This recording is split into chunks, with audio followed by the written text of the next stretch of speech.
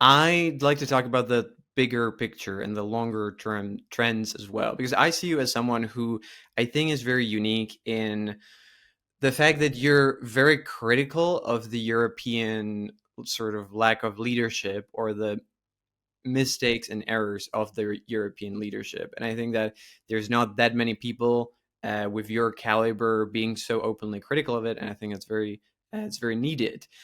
But to me, the what we're seeing now, I feel like it's just another symptom of this repeating dynamic where Europe is just very, very reactive to what is happening. And instead of being able to come up with an initiative or a plan or a strategy vision of its own, we're just kind of responding to whatever is happening at the moment and to whatever America comes up with. And often we don't like it, but we're unable to come up with a proposal of our own. Why do you think that as Europeans we keep just doing this even 4 years into the war now? I think that the basic reason, the fundamental reason behind this is that we did not accept that it is a crisis. That is it's an existential crisis for Europe. This is what we didn't accept. We did not. We were not provided by a mandate, and I mean the leaders have not been provided by a mandate because people, in many cases, they do not understand that this is a crisis, right? And they did not, like, I would use the example of COVID, right? So in COVID, there's a very clear mandate, right? So people are, filling the hospitals, they're losing jobs because businesses are closing, and and they request the leadership to fix it, right? So you have a mandate.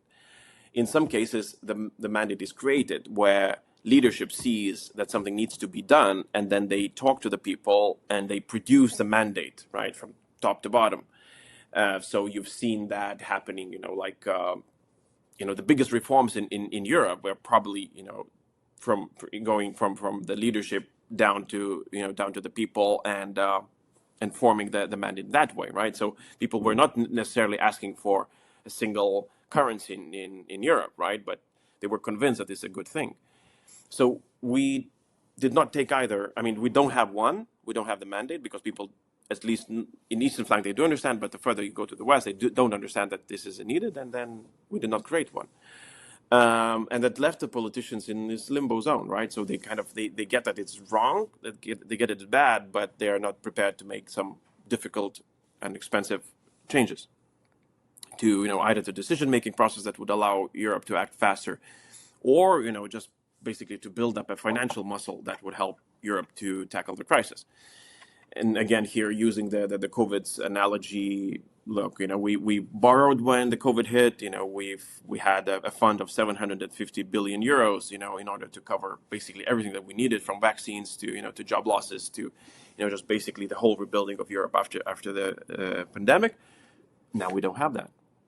We don't even have a defense budget that would somehow bring in the solidarity clause back to Europe, right? So every country has to build up on their own.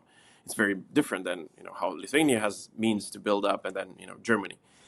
Europe has always been about solidarity, and now we don't have that. So Europe was unprepared to meet this crisis, then neglected while it was there, and now we're basically at the worst part of it. We're unprepared. The crisis is getting worse, and it probably will get worse from this.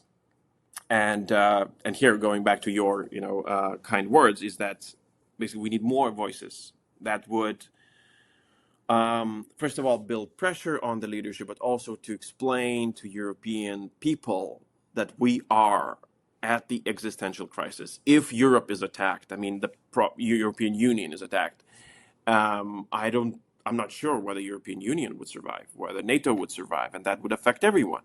That would affect the southern countries, northern countries, east and west. So, so kind of this understanding has to sink in. Yeah.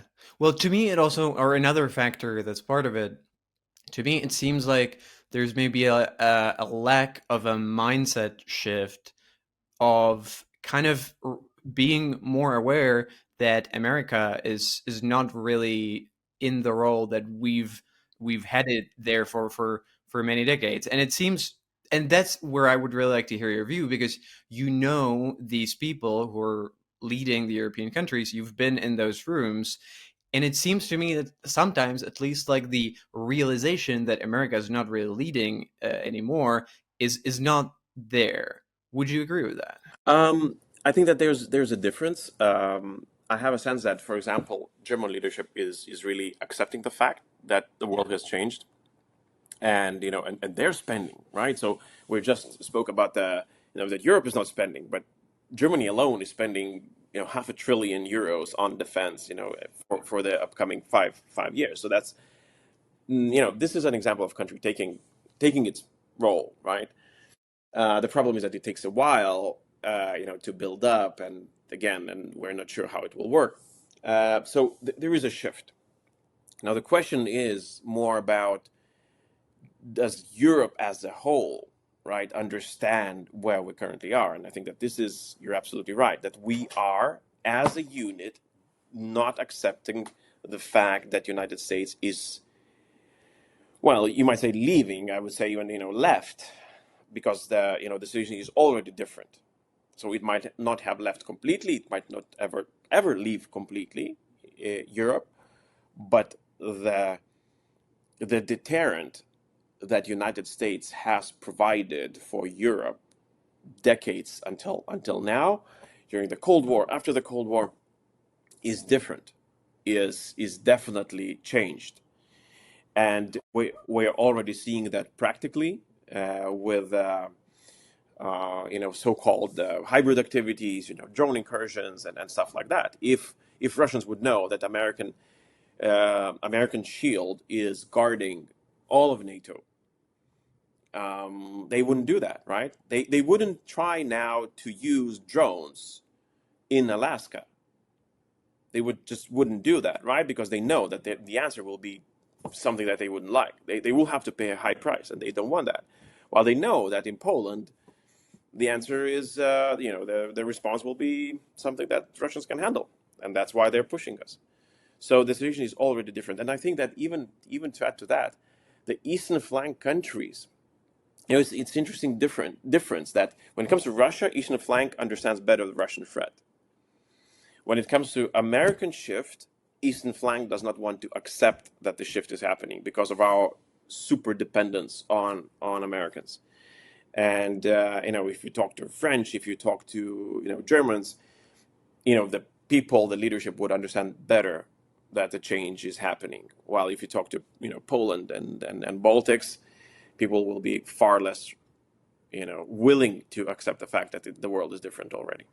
If you care about geopolitics, and I assume you do since you're listening to this, you might want to consider signing up to get my newsletter, Station Zero. Once every week or two, you'll get a free geopolitical analysis, a story, trend, or pattern of something that's really important but that most people tend to miss. Like the one where I talk about the major threat that Hungary's Prime Minister, Viktor Orban, is facing, why he's increasingly likely to be defeated in the next year's elections, why his new challenger is not at all who you would expect, and why it might be a lesson for politicians everywhere. If you want to sign up, just click the link in the description.